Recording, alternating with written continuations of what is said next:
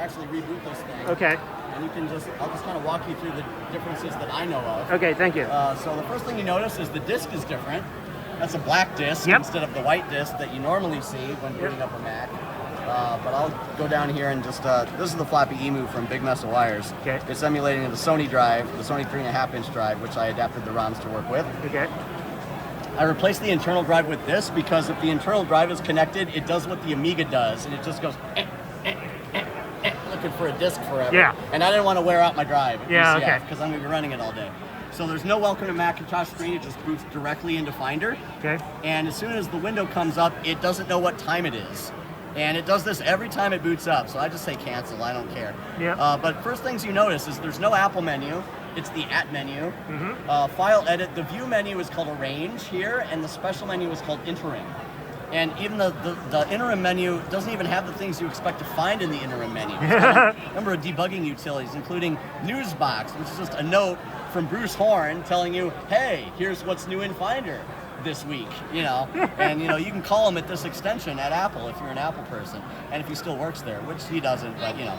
Also, the window dressing up here, Mac stuff. This is more reminiscent of what the Lisa shows versus what shipped in the Mac, which is when they adopted the pinstripes.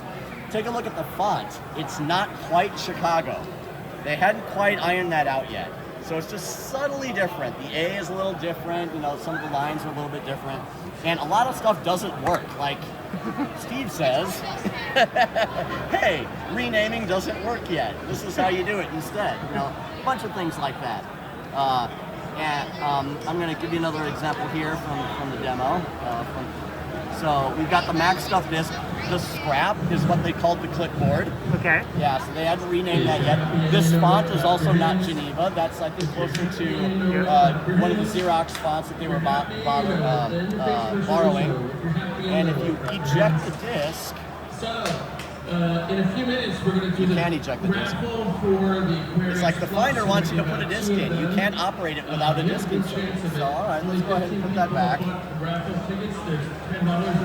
All right, we'll go ahead and open up this, and let's open up Prototype Mac Paint. Let's see what that looks like. There we go. So after a beat, it'll load up. It's not frozen. It's just. Take a look in a moment at the wait cursor. Watch this. So the arrow will turn into a wait cursor in a moment here.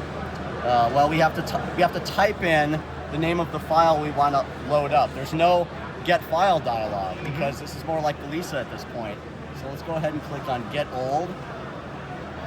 And look at that. Hourglass, straight out of Lisa. They hadn't done the watch cursor yet by that point. So this is Prototype Mac Paint, I think version 0.5 from 1983. This one actually does have an Apple menu, so Bill Atkinson had figured that out. Other than that, it's pretty much the same thing as the MacWrite that we all know and love that shipped in 1984. Yep. However, take a look at the names of the menus. One of them they renamed before they shipped. See if you can figure out which one they renamed. Yep. Gee, I wonder why they did that. All right. Thank you, Chris. Yep. Thank you.